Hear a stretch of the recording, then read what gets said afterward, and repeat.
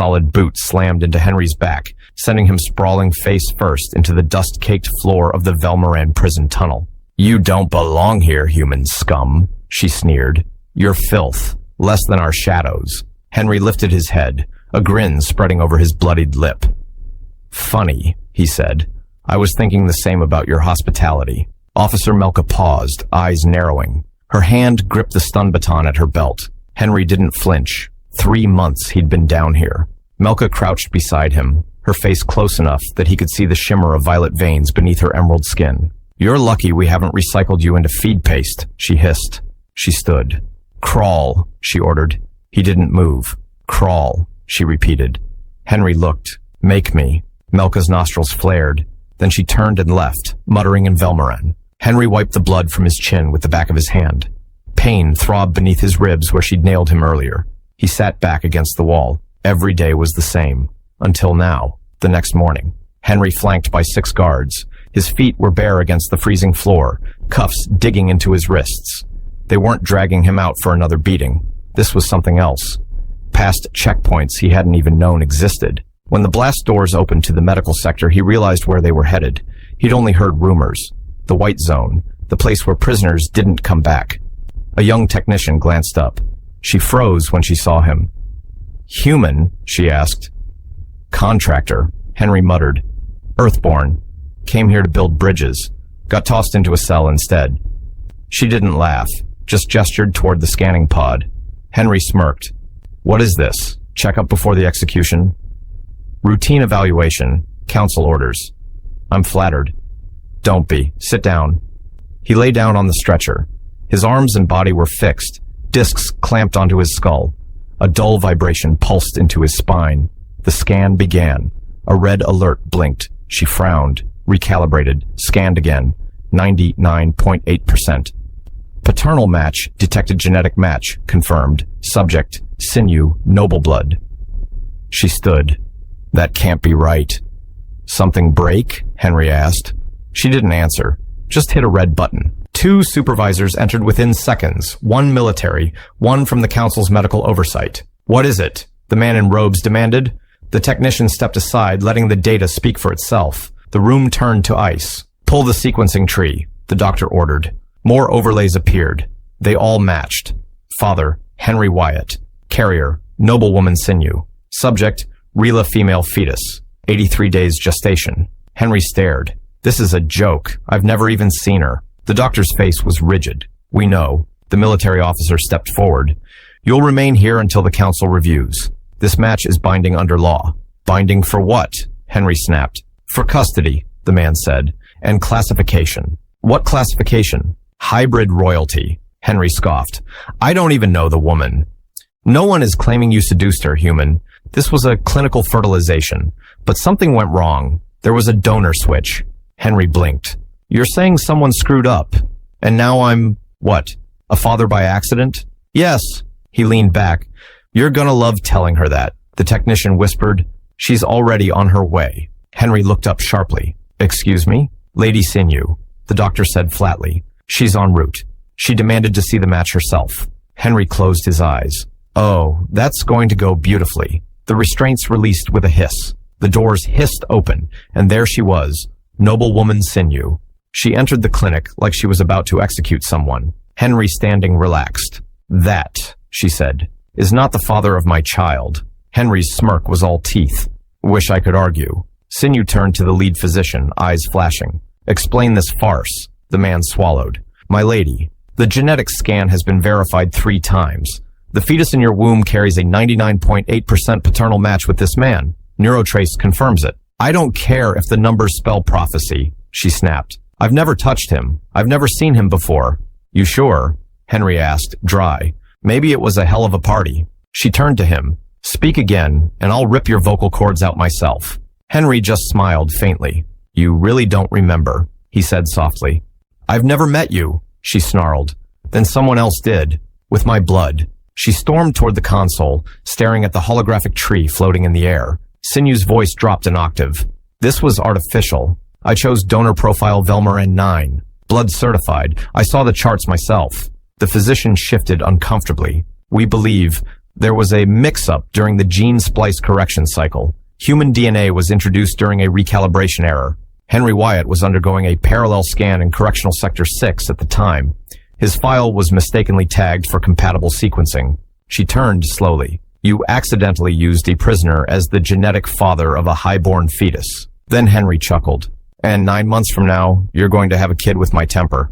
Congratulations. A glass shattered. Sinew had thrown it. Get him out of my sight, she roared. The guard stepped forward. One grabbed Henry's arm, but the physician held up his hand. My lady, with respect, we cannot remove him. She turned, eyes narrowing to slits. Why not? Council law, he said, voice careful. Once a paternal match is confirmed between an active fetus and a living parent, full custodial policy applies. Sinew stared at him. You're quoting policy to me? It's not a suggestion, my lady. She took one step forward. Then interpret it carefully. The physician pressed on. Until the inquiry is complete, the biological father must remain within direct observation range of the carrier. By statute, you cannot deny proximity rights to a co-parent under active gestation unless you petition for exclusion through council dispute. And if I do, you'll need approval from the High Council, which could take weeks. Henry raised a hand. Hi. Just want to say I don't want to live in your house either. Sinew didn't even glance at him. You'll be required, he said gently, to allow him into your residence. You're telling me that because of your mistake, I have to bring that... She turned and jabbed a finger toward Henry. That earth scum genetic glitch into my private home. Henry shrugged. Scum with great cheekbones. Shut up. I tried. She spun to the guards. If he so much as breathes wrong under my roof, you put a round through his chest, council law or not. The physician cleared his throat again. There's one more issue, my lady. The fetus is responding unusually to his proximity. Everyone paused. The tech nervously tapped a sequence. Earlier today, the tech said, when the human entered the ward, we saw a sharp spike in fetal neurosensory activity, accelerated cardiac rhythm. Sinew stared. It reacted to him? Henry's voice was quiet now.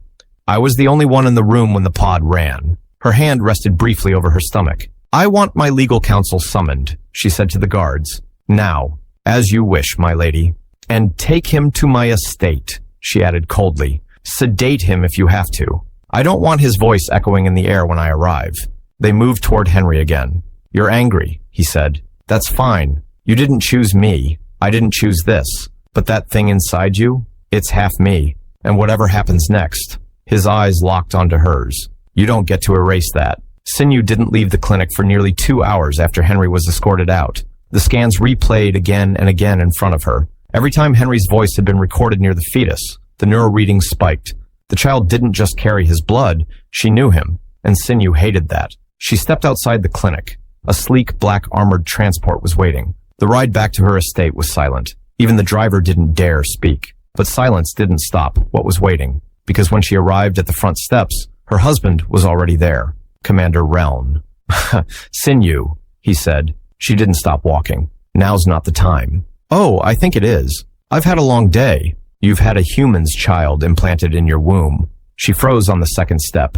He walked closer. I got the alert this morning, he said, voice flat. Genetic markers confirmed, maternal and paternal. You and him. Sinew slowly turned to face him. You think I chose this? Do you expect me to believe it just happened? I consented to fertilization using a house-approved donor. There was an error. A technician's failure, that's all. And how convenient that the result of that failure is a human criminal sharing your bloodline, he said. It was unintentional. It's an abomination. She stepped down. It's a child.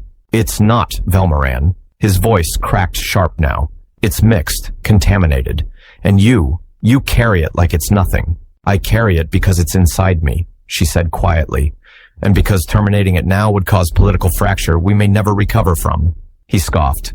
You're protecting it for strategy? I'm protecting it because it's mine. Reln's eyes narrowed. No, he said. Not anymore. You're threatening me? I'm offering clarity, he replied. You have options. The tribunal can still override the paternal match if you file a formal rejection. You'd keep your standing, and the child would be erased, she finished. She stepped closer. You don't care about the law, she said. You care about what this makes you look like. You're pregnant with a human's mistake, he snapped. You're carrying shame. She stared into him. You're not angry because it happened. You're angry because I didn't die from it. Then Realm stepped back. If you don't file within the cycle, I will. Try, she said. You'll need my signature. They brought Henry to the estate at sundown. 2 armored guards escorted him up the garden path. Sinew met him on the balcony. She just motioned him inside, then shut the door behind him with a quiet hiss. She turned. You are here because the law protects you, not because I accept you. Henry nodded. Duly noted. I have guards on every floor. You do not speak to me unless I address you. You do not enter any wing except the one assigned. You sleep. You eat. You vanish. Sounds like a marriage, he said. Why aren't you afraid of me? She asked. He tilted his head. Because I've already been locked underground for 3 months by your people. If you were going to kill me, you would have done it before this conversation. I still might. I didn't ask for this either, Henry said. But I'm not walking away. Not because of you. Not because of him. Because of her. Sinew looked confused. Her? Your daughter, he said. Our daughter. Rila. Sinew turned sharply. You will be escorted to your room. Do not leave it. Fine. She didn't look at him again. But as he left the room, her hand drifted almost unconsciously to her abdomen, and for the first time since the test, she whispered the name, Rila. Sinew hadn't meant to say the name aloud, but when it left her lips, it settled into the air like a secret that had always belonged there. Then she tried to focus on the files in front of her, but her mind kept drifting back to the man they had forced into her home, Henry Wyatt, the human. The next morning, she saw him in the courtyard, shirtless. He was doing push-ups under the sun. Sinew stepped out onto the upper balcony and watched in silence. You know it's rude to stare, right? He asked. I'm making sure you're not stealing from my armory, she replied. He stood slowly. No weapons, he said. Just discipline. She arched an eyebrow. Interesting choice of word for a convict. I was a contractor, not a soldier, not a spy. I built bridges. Between what? Prisons? Between cities, he said, until one collapsed. Your patrols blamed sabotage. I got blamed. You fought back. I didn't beg, he said. Then before she could stop herself, what did Earth do to make you like this? Earth didn't do it, he said. You did. And he turned, walked toward the garden, like the conversation never happened. 3 days passed. Sinew avoided the east wing, spoke only through her house steward, but she felt him. Late at night, she'd hear movement, the creak of the floor in the training room, the clink of weights being lifted, and every time he passed her guards, Rila kicked. The medtech confirmed it during a routine scan. Consistent neuromotor spikes in response to his voice. It's remarkable. Sinew stared at the monitor. The tech continued, nervous now. It suggests imprinting, recognition, possibly even bonding. Sinew stood without a word and left the room. That night, she stood outside Henry's door for almost 10 minutes before finally knocking. He opened. What? He asked. Stop training in the hall at night. It's disruptive, she said. What else can I do? He said and added, I tried ignoring you. That didn't work either. Why haven't you demanded to leave? She asked. He tilted his head. Because I'm not done. With what? He stepped closer, learning what kind of woman wants to bury her child just to keep her reputation. She slapped him. The sound echoed down the hall. Do that again, she whispered. You won't like what happens, he said. She turned and walked away. Later that night, she couldn't sleep. She kept hearing Rila's heartbeat in her mind. She went to the atrium, a space of peace. He was already there, sitting on the floor in the dark. She sat down beside him. Minutes passed. You came here for a bridge, she finally said. He nodded. You got me instead. I will never submit, she said. I don't want you to. Her voice dropped. Then what do you want? He leaned closer, to be seen. She kissed him. It was fast, violent. He kissed her back harder. They moved like fire. They slammed into the wall, clothes half ripped, breath gasping. Her fingers dug into his back. By the time it ended, the floor was scattered with clothes and silence. She lay on her side, facing the window, eyes wide open. He was behind her, still awake. Don't say a word, she whispered. He didn't. The sun had barely begun to rise. She lay with her back to Henry, muscles still taut beneath the silk sheets, skin warm against his. Henry watched the ceiling. Eventually, she sat up. You regret it already? He asked. She paused. It didn't mean anything. Right. She finished pulling on her jacket. You were never going to be more than an error. His jaw flexed. You should work on your pillow talk. She left the room. The file arrived that night. A small package slipped under his door. No name, no insignia, just a thin black data key and a line of handwritten Velmaran. You deserve to know the truth. Henry sat at his desk, staring at it for a full 5 minutes before plugging it in. The screen lit up with a secure terminal. One file. He opened it. The first image was of a man. He wore a lab tech uniform.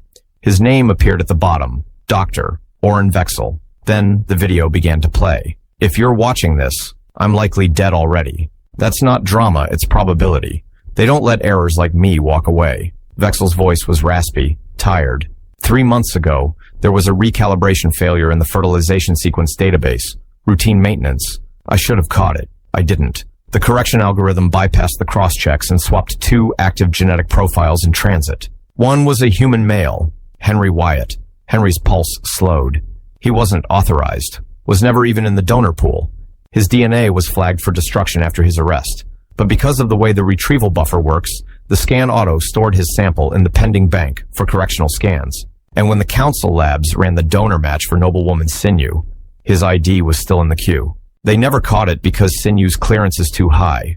No one double-checks her chain of custody, not even the council monitors. The embryo was implanted and locked before I even knew what happened.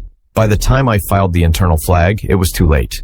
The child was viable, and the council ordered the log scrubbed. I tried to raise it again after implantation. They said, "Do not interfere. She will never know." They were wrong. The video cut to black. Henry sat back slowly, stomach twisting. He went straight to her. She was in the sparring room, kicking a combat dummy hard enough to shatter bone. She didn't stop when he walked in. "You're supposed to stay in your wing," she said between hits. "I got mail." That made her pause. He tossed the data key onto the mat. She caught it without looking at it. What is this? Truth. She inserted it into the wall terminal. The lights dimmed. The screen lit up. She watched the entire thing. When it ended, she just stood there. Henry took a breath. "You were never meant to know. They made you think it was clean." She didn't move. "They used me because I was available," he said, "because I was already in the system. Easier than fixing the problem." Still no response. "And now you're stuck with something you didn't ask for." Her voice, when it came, was quieter than he'd ever heard it. "No," she said. He blinked. "What?" "I'm not stuck," she said. Her fist opened. "I'm changed." She turned to him. "This child was supposed to be a legacy," she whispered. "Proof that I could carry the next generation with honor, with precision. I submitted to the council's terms. I followed their rules. I played their game. And they still lied to you." She nodded. "They used you," he said, "and used me. But she's real, and we're in it now." Her eyes rose to meet his. "You should have hated me," she said. "I tried." And they stood there, not touching, not speaking. They were both soldiers in a war neither of them started, but they weren't enemies anymore. Sinew stood in the training hall long after the confession video ended. Henry remained near the doorway, one shoulder resting against the frame, saying nothing, watching her. "You were right," she finally said. Henry looked up. "I usually am." "Which part?" "I wasn't just betrayed," she said, low. "I was redesigned. Like my body was just a holding container. They thought they could inject any plan into me, and I'd follow it like a soldier." She turned toward him. "They didn't just steal from you. They erased me." Henry nodded slowly. "Then take it back." Her eyes narrowed. "What do you think I've been doing?" He stepped forward. "You've been hiding, behind walls, acting like this pregnancy is just something to survive. You think I asked for this chaos?" "No," he said, "but you're still scared of what it means." She stepped into his space. "I'm not afraid of anything." "Then prove it." She shoved him hard. He awed. "You want to fight?" he asked. "Pick a reason." "You're in my house, human. And you're in my head." She launched at him. They collided hard. Her knee nearly caught his side. He twisted her wrist. She flipped him over her shoulder and he hit the mat with a grunt. Rolled. She hit the ground with a gasp, but twisted and landed on top of him, straddling him. He reached up, pulled her down and kissed. Clothes didn't come off all at once. They came apart. Between pushes, between half-growled commands and clipped gasps. Her jacket hit the floor. His shirt was torn open. Her pants slid down her legs with a kick. His belt was undone with more urgency than coordination. Her hands on his chest, nails biting. His lips on her throat. Her teeth at his ear. The sound of bodies colliding on the mat, of breath hitching, of moans she would never admit to. And when it was over, she lay half on top of him, one arm draped across his ribs, her face buried in his shoulder. Henry rested a hand on her back. After a long time, she muttered, "Don't say a word." By morning, the storm had shifted. They ate breakfast in the same room, separate ends of the table. But when he passed her on the stairs, her hand brushed his wrist. Later that afternoon, Sinew stood in the nursery. When Sinew placed a hand on her stomach, there was a kick, and she smiled. Then the door crashed open. A guard burst into the room, panting. "My lady, you need to come. Now." They met in the estate's war room. Sinew arrived first. Henry followed minutes later. A hollow panel glowed red in the center of the room. Council breach protocols, security override authorization. One file playing on loop, video surveillance of them in the training hall last night. The fight, the kiss, the aftermath. Henry stared at the screen. "That's not supposed to exist." "It doesn't," Sinew said, jaw tightening. "All private estate feeds are encrypted. This was pulled and transmitted manually." He stepped back. "Who has access?" "6 people," she said, "including my husband." Henry turned. "Relon." She nodded once. A voice came through the panel.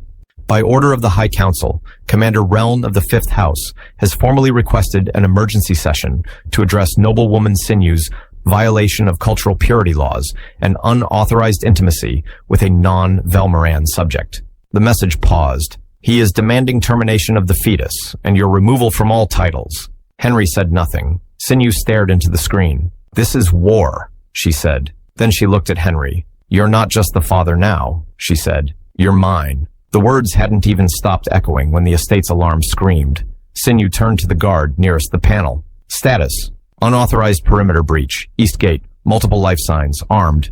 Sinew didn't hesitate. "Activate defensive protocol. Lock down the lower levels, evacuate the nursery to the vault wing, and bring me my gear." The guards moved instantly. Henry followed her out into the corridor, matching her pace. "You think he'll come himself?" She stopped walking. "Relon doesn't send warnings. He is the warning." 15 minutes later, the estate grounds were crawling with soldiers, not hers, Reln's. Sinew stood at the second-floor balcony, dressed now in her black combat armor. Henry was beside her, dressed in a tactical rig borrowed from one of her guards. No weapons, just fists and a steel pipe he'd picked up from the armory hallway. Across the garden below, the front gates had been forced open, and Reln was standing there in the middle of it all, like he owned the stars. His voice boomed from below. "Sinew." She didn't answer. Reln took a step forward. "By council emergency order, I am hereby removing Henry Wyatt from your custody." Another step.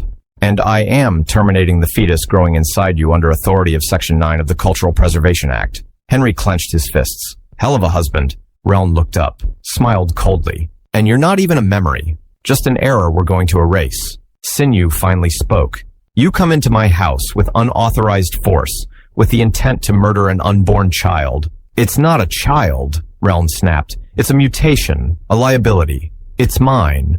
Reln's smile disappeared. Sinew stepped forward, eyes burning. "You want a fight, Reln?" she said. She turned to Henry. "Stay with me." He nodded. "Not going anywhere." Then the courtyard exploded. Smoke grenades launched. Shouts followed. Sinew's guards moved fast, counter-assaulting down the stairs, but they were outnumbered. In the chaos, Henry broke off from Sinew to intercept a wave of invaders flanking from the kitchen corridor. The first swung a baton. Henry ducked low, drove the pipe into the man's shin, and followed with an elbow to the throat. The second got in close, knife drawn. Henry blocked with his forearm and slammed the attacker into the wall so hard it cracked. Sinew was fighting too, more elegantly. 2 guards tried to corner him in the east wing corridor. Her boot hit a soldier in the ribs. Blood sprayed across the glass wall. She didn't pause. Henry regrouped with her in the central atrium. "We can't hold this forever," he said. "We don't need forever," she replied. "We need to outlast him." A shout came from the hallway. One of her house guards stumbled in, blood trailing down his leg. "They're breaching the nursery vault." Sinew's eyes went wide. The nursery vault wasn't built for siege. The interior room was meant for biosecurity. When they arrived, the door had already been pried halfway open. Inside, a medtech shielding the small portable womb capsule, and Reln stood there. Sinew stepped in front of Henry. "I will kill you," she said. Reln's eyes flicked to the capsule. "Move," he said. "Let me end this. I'll say it was your call, that you terminated the error." "No, you still have time to reclaim your name," he said, "but only if you let this go." "I won't." "Then I have no choice." Reln raised the gun. She tackled Reln with a snarl, blade drawn, slicing across his side. He stumbled, fired a shot it missed, burned a hole in the ceiling. They crashed to the ground. An hour later, it was over. The remaining loyalist guards surrendered or fled. Sinew's reinforcements arrived late, but they secured the estate. Reln was dragged out, bleeding, but defeated. The council would try to clean it up, call it an internal affair. A domestic dispute gone too far, but they couldn't erase the footage. The fact that Commander Reln had led an unsanctioned assault on a noblewoman and attempted to kill a fetus protected under joint custody law. They would have to act. She stood in the nursery, cradling the womb capsule like it was a live heart in her arms, and Henry stood beside her. "She's strong," she said. "She gets that from you," Henry said. "No," she replied. "She gets it from both of us." The next day, the halls of the council dome had never felt this cold. Sinew stood in the central chamber beneath the towering obsidian spires. Her lip was split, but she hadn't bothered to heal it. She wanted them to see it. To her left stood Henry, cleaned up, dressed in a formal black tunic. The council seats encircled them like a noose. The speaker stood. "Lady Sinew of House Raylan, you stand here not as a decorated soldier, nor as a noble blood, but as a citizen accused of civil betrayal." Sinew said nothing. "You aided and housed a human convict. You withheld information from the tribunal regarding a Class 3 genetic breach. And most recently," the speaker paused, "you engaged in intimate conduct with said human in violation of Velmarin sovereignty purity laws." Another counselor leaned forward. "Your actions are a stain on your house." A third added, "You have dishonored our legacy, but it is not too late to return." Sinew didn't move. "Return where? To your version of loyalty?" The speaker gestured to the center terminal. The holographic projection of Rila's fetal scan flickered to life. "Terminate it," the speaker said coldly. "Renounce the child. Denounce the human. Publicly. Submit to gene cleansing, and your rank will be restored. We will rewrite the incident as a bio-error and restore your title." Henry didn't react. "I'm not renouncing my child," she said. "You would give up your future for this aberration? This aberration is alive because of your incompetence. Because your labs are broken, because your pride let this happen, and your fear makes you want it gone."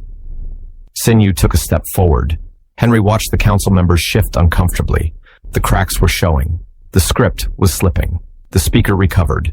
"Then your punishment is decided." "You mean your choice is decided," she corrected. "But mine hasn't changed." The speaker's voice darkened. "You refuse to comply?" "I do.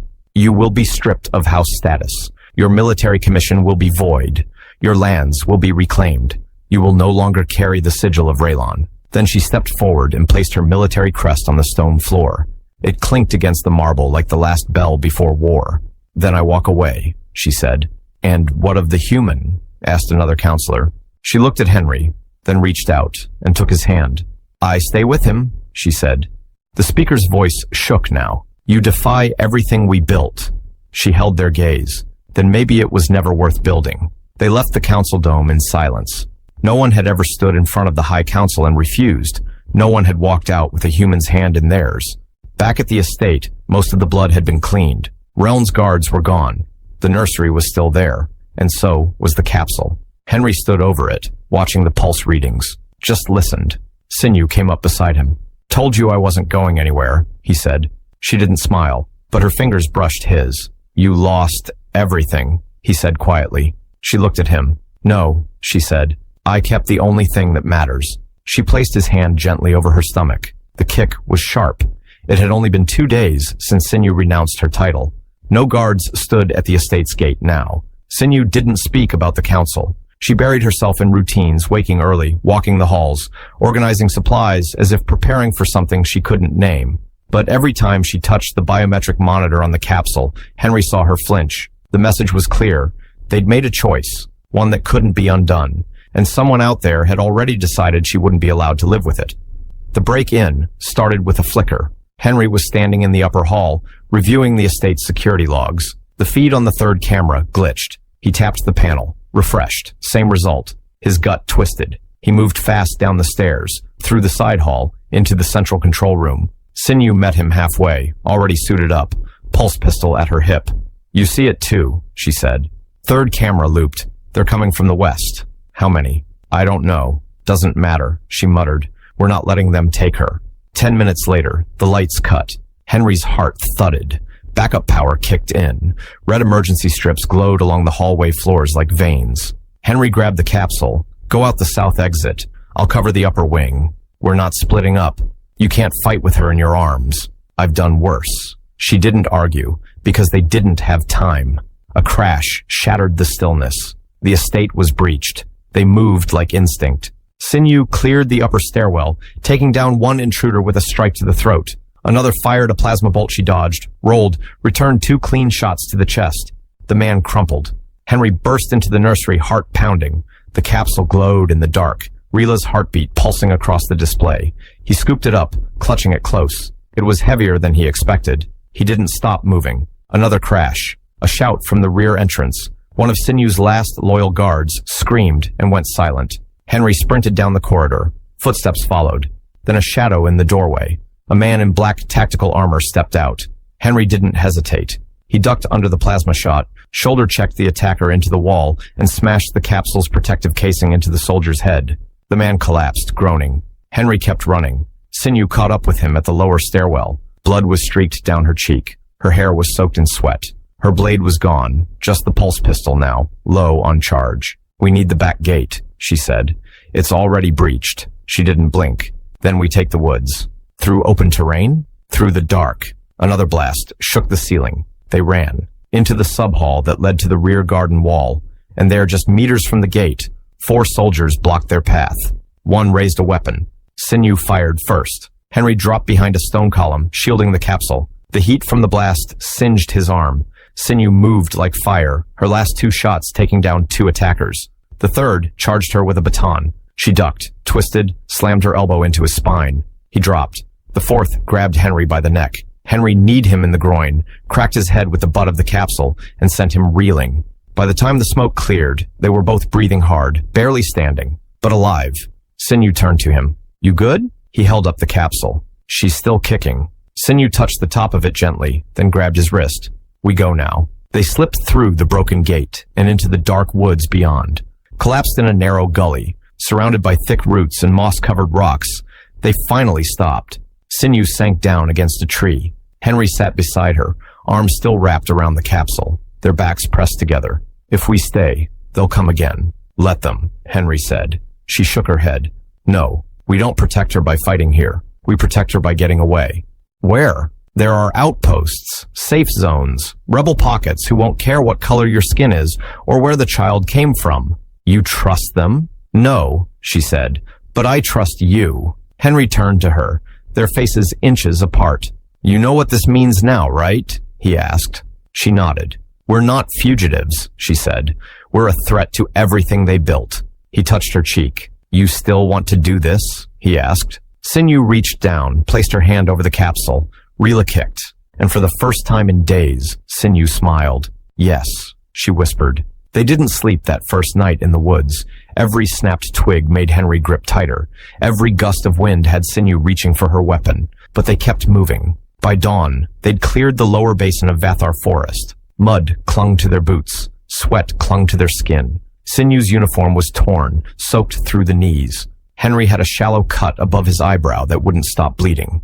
Neither complained. They were prey, and the hunt was on. By the third day, their food was gone. They'd been living off wild roots and filtered rainwater. Henry's body held up better, but he could see it in Sinew, her energy faltering, her balance slipping. She gritted through the fatigue, but when she dropped to one knee near a ridge, he didn't let her lie.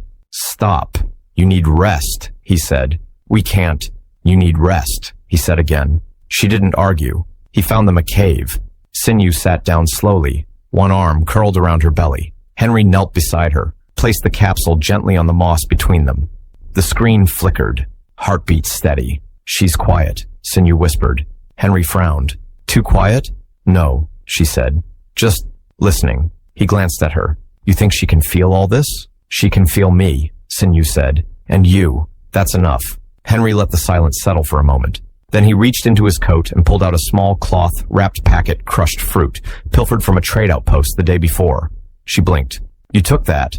They weren't looking. You're not exactly subtle. I'm fast. She smirked faintly and took a bite.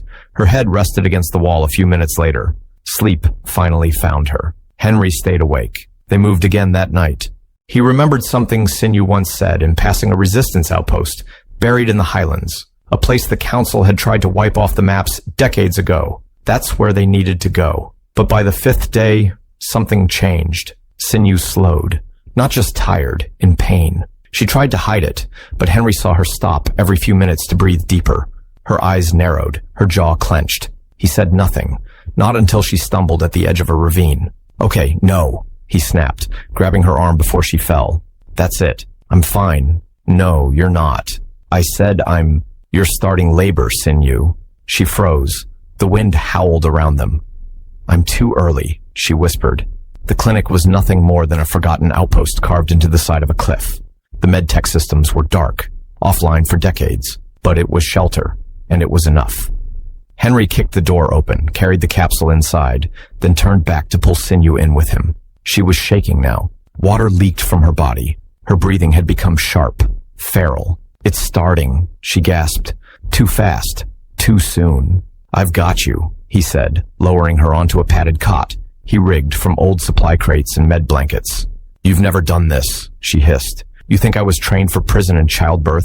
We'll improvise." She gritted her teeth, grabbed his wrist, and squeezed so hard he thought something might break. "Do not let me die here." "You won't," he promised, and for the first time in his life, he hoped that promise could be real. The labor came hard, violent. Sinew screamed once, then bit into his shoulder hard enough to draw blood. Her body twisted. Sweat poured from her skin. Henry wiped her brow, whispered to her, held her thighs apart as her body arched and bucked. Then a sound, a cry, then another. Henry caught the newborn with trembling hands. She was green-skinned. Sinew collapsed back onto the cot, shaking, breath ragged. Henry knelt beside her and placed the tiny body on her chest. She stared down at the child, like she was made of lightning. "Rila," she breathed. Henry touched the child's back, felt the pulse of life. "You're the father," Sinew whispered, eyes closing, voice cracked. "And now I've finally seen you." He stayed awake all night, holding both of them, and they had no idea what was coming next, but they would face it. As 3. Morning broke slow. Sinew lay on the padded cot, eyes closed, but not asleep. Arms wrapped around the small, swaddled child tucked against her chest. Her skin glowed softly in the morning light green, scarred, still powerful, but calmer now. Henry sat near the edge of the room, back against the wall, shirtless, his arm bandaged where she'd bitten him during labor. He hadn't moved in hours. He just watched them, watched the tiny body rise and fall with each breath. A part of him still didn't believe this was real, that they'd made it. But the cries in the night had been real, and the look in Sinew's eyes when she'd first held the child Rila against her heart, that had changed everything. She stirred. "Hey," he said quietly. Her eyes opened. "Still here? I told you I'm not going anywhere." She looked down at Rila, then back at him. "I believed it this time." He smiled faintly. "That's progress." She reached for him without a word. He sat on the cot, one arm around her, the other cradling their daughter between them. Minutes passed in silence, until finally, Sinew spoke. "What happens now?" He didn't lie. "I don't know. Reln's gone," she said. "But the council still exists. They'll be watching. They'll be hunting." He nodded. "They won't stop," she continued. "Not until they erase this. United States. Her." He tightened his grip slightly. "Let them try." Sinew let out a low breath. "We can't stay here forever." "No," Henry agreed, "but we don't run anymore. Not like before." She looked up at him, one brow raised. "Then what do? We build something they can't destroy." She blinked. "With what?" He met her eyes. "With this." It started small. 2 days later, they left the clinic, packed only what they could carry. Rila was bundled to Henry's chest, asleep against his heartbeat. Sinew led the way. Her body still ached, but she was healing. They crossed the hills, avoided towns, followed rumors, whispers of outposts that still held rebel sympathies, unregistered sectors where old fighters lived in peace under fake names, farming communities tucked between ranges where no council authority dared tread. Everywhere they went, the same thing happened. Sinew walked in. Henry walked beside her, and behind them, between them, swaddled in cloth and held with reverence, a child born of both. The people looked. Some turned away. Some spat.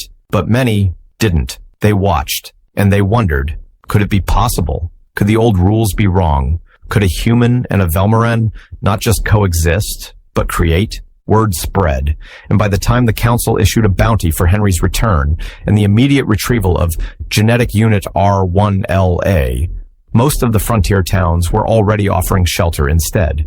Something had begun. 6 weeks later, in a quiet village deep in the Nareth Valley, they built a home. Henry spent his days clearing land, cutting wood, repairing old trade drones that passed through the area. Sinew, trained again, kept her edge sharp, but she also grew things with roots. They named their home Nira, in Old Velmaran. It meant no longer hunted. And at night, when Rila fell asleep in Sinew's arms, Henry would lie beside them, one hand across her waist, his other cradling the back of his daughter's tiny head. Sometimes they talked about the future, what she might grow into, what school would look like, whether they'd teach her how to fight or how to listen. Maybe both. And sometimes they didn't talk at all, just touched. Sinew would trace the scar on Henry's side from the last fight. He would kiss the fading bruises on her hip.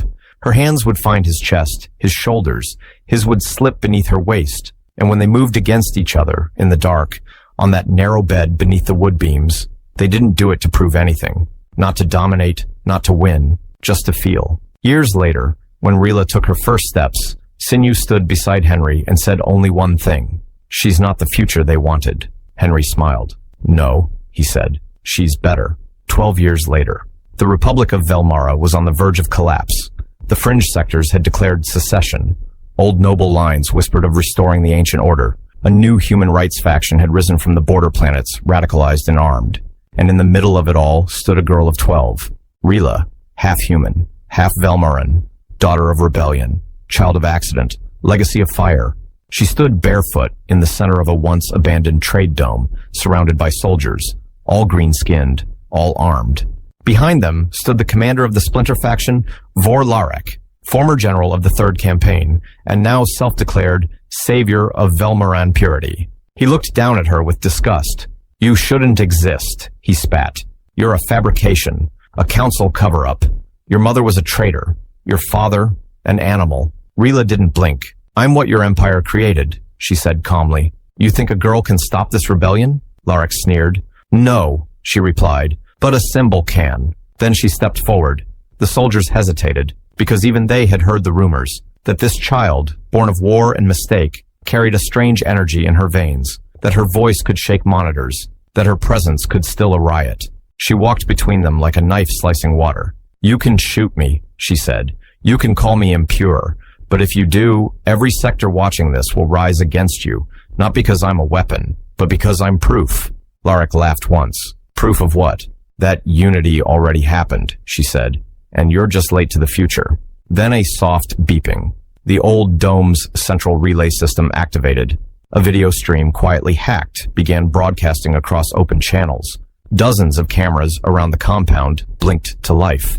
Sectors from across Velmara tuned in and watched the girl who shouldn't have existed stand before a firing squad without shaking. Watched the soldiers who had sworn to purify the bloodlines lower their weapons, one by one.